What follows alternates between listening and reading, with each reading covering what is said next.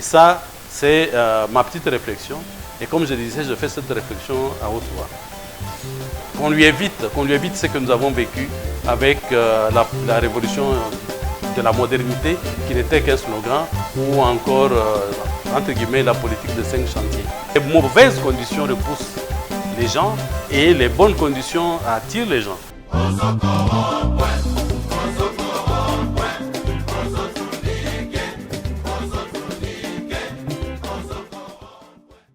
Chers téléspectateurs, chers internautes, tout dépend de l'heure à laquelle vous allez nous suivre.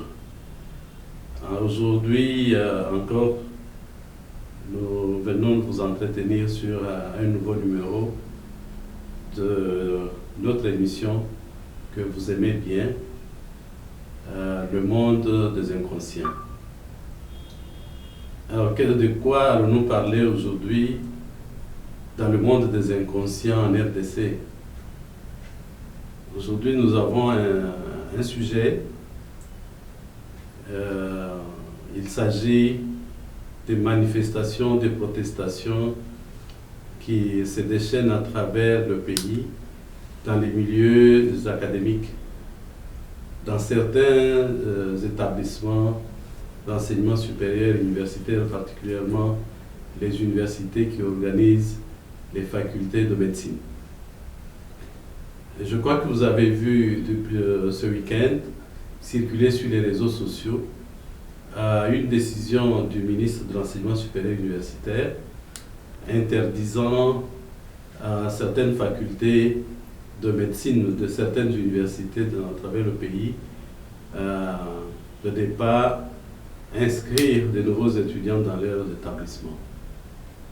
Eh bien, d'après la décision du ministre, il a retenu 16 facultés de médecine dans 16 universités et les autres universités qui organisaient aussi la faculté de médecine sont en ébullition. On a parlé déjà des manifestations de quelque part à Bukavu, on a parlé de Mbuji-Mayi, on a parlé de Kabinda dans le Lomami. Eh bien, ici et là, à travers le pays, j'ai vu également qu'il y a des protestations du côté de Kananga. Eh bien, parce que nous sommes dans le monde des inconscients, parlons-en. Chers internautes, chers téléspectateurs, les inconscients congolais continuent à l'être, et même davantage. Nous avons dans ce pays des boutiques qu'on appelle universités. Des boutiques qu'on appelle universités. Et lorsque vous visitez ces boutiques, on se demande si les parents qui envoient les enfants dans ces universités, on se demande si les autorités qui avaient autorisé ces soi-disant universités de fonctionner, on se demande s'ils sont normaux. Et moi, je me pose cette question. Je suis enseignant à l'université, je suis professeur d'université. Et lorsque je visite ces boutiques-là, et je trouve parfois des collègues pour lesquels j'ai beaucoup de respect en train d'aller dispenser des enseignements dans ces boutiques. Et on croit former des cadres là-bas. Mais à mon avis, c'est juste, comme j'appelle bien boutique, c'est des boutiques pour rançonner les enfants, rançonner les parents, parce que rien de bon ne peut sortir de toutes ces boutiques-là. Raison pour laquelle, à mon avis, je donne raison au ministre d'Enseignement supérieur et universitaire. Mais le ministre ne l'a pas fait simplement sans avoir des soubassements. Vous savez que dans les régimes passés, lorsqu'on a envoyé des missions pour pouvoir aller contrôler ces établissements avant leur ouverture, généralement ce sont les animateurs de ces établissements qui prenaient en charge les agents du ministère de l'Enseignement supérieur qui étaient envoyés là-bas pour faire le contrôle. En réalité, il n'y avait pas de contrôle parce que c'est des gens qui vont se faire corrompre et puis ils viennent et ils font leur rapport, comme pour dire tout est bon, tout va bien. Et bien c'est ça, c'est cette inconscience-là. L'inconscience commence par ceux qui sont à l'initiative de la création de ces établissements, de ces facultés. L'inconscience se prolonge au niveau des autorités, au niveau institutionnel, au niveau le plus élevé de l'État, inconscient. Et enfin, on est au niveau des parents. Mais il y a des parents qui ont étudié dans de bonnes conditions, dans de bonnes universités, et ces parents-là qui envoient leurs enfants dans ce qu'on leur présente comme étant des établissements d'enseignement supérieur universitaire. Eh bien, lorsque vous faites le tour du pays, vous allez bien voir que nous n'avons pas que les établissements viables, mais il y a également des établissements qui forment des criminels. Les établissements qui forment des criminels. Et finalement, on ne sait même pas pourquoi on doit avoir des universités. Vous avez quelques bâtiments, mais ce ne sont même pas des bâtiments, on va dire des cases. Et vous avez des universités, soi-disant universités, qui squattent dans les écoles primaires. Et allez-y voir ce qui se passe là. Et on a qui pour enseignants là-bas.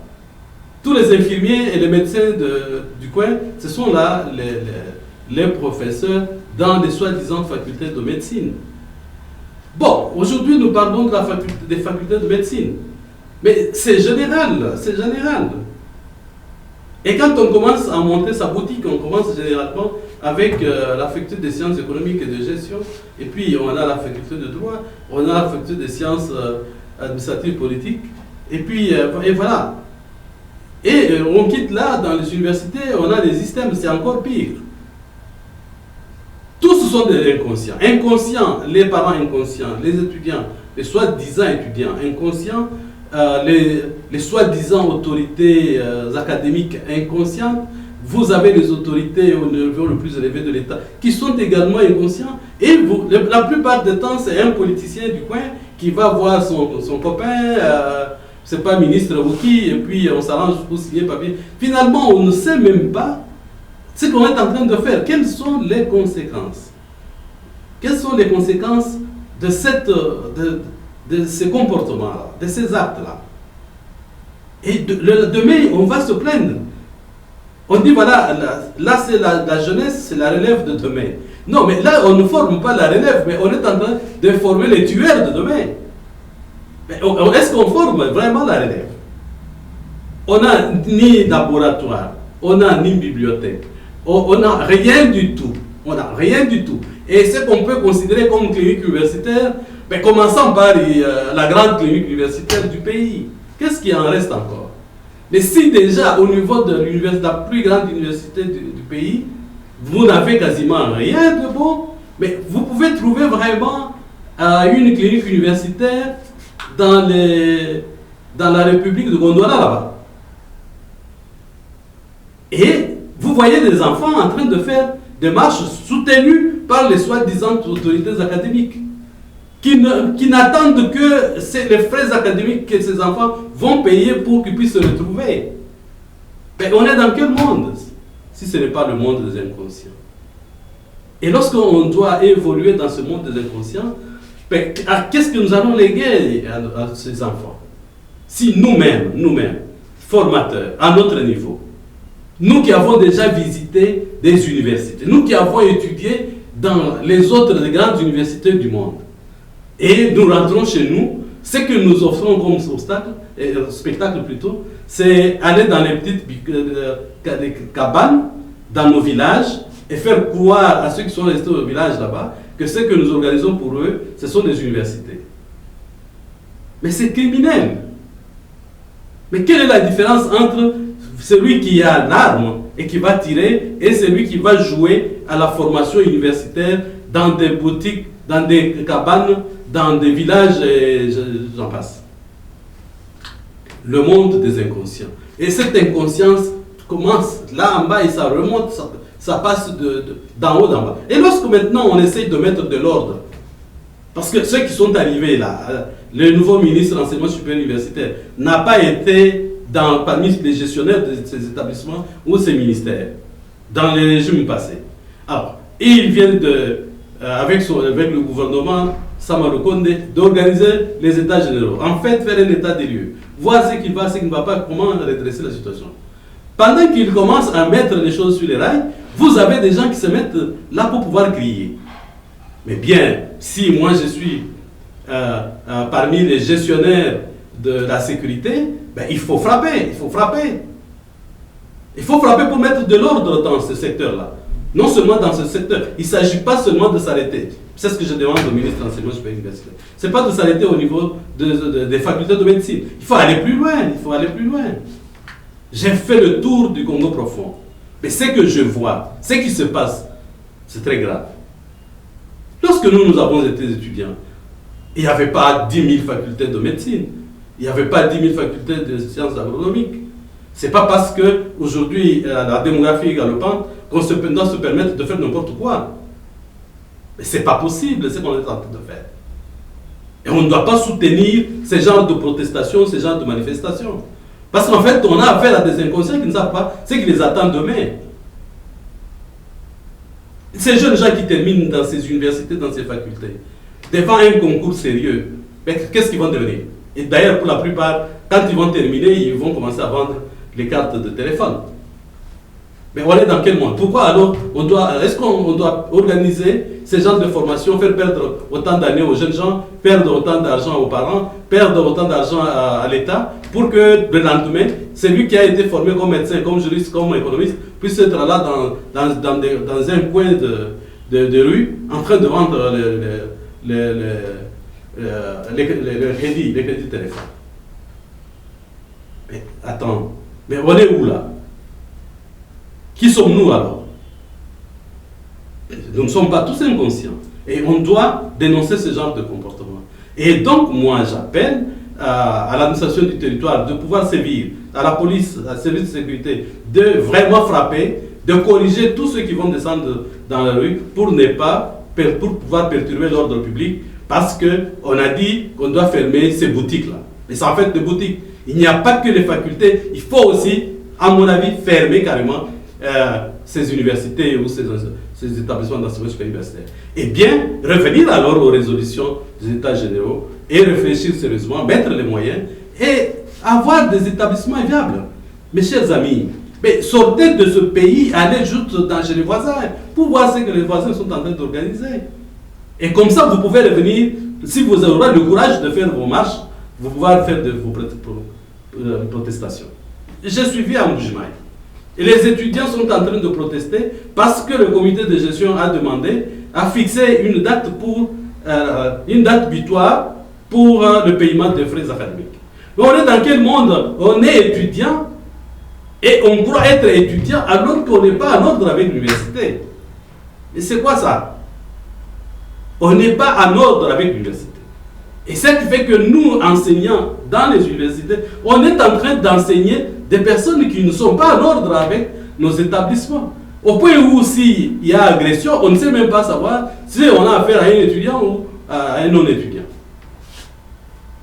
Et donc, on vous dit, vous devez vous mettre en ordre à partir de telle date, et vous voyez des gens descendre dans la rue pour dire non, les recteurs, les secrétaires généraux académiques, ils ne devraient pas se comporter, ils ne devraient pas prendre ces mesures. Et ils donnent nous-mêmes l'ultimatum. On dit dans 48 heures, s'ils n'ont pas enlevé cette mesure, vous verrez ce qui va arriver.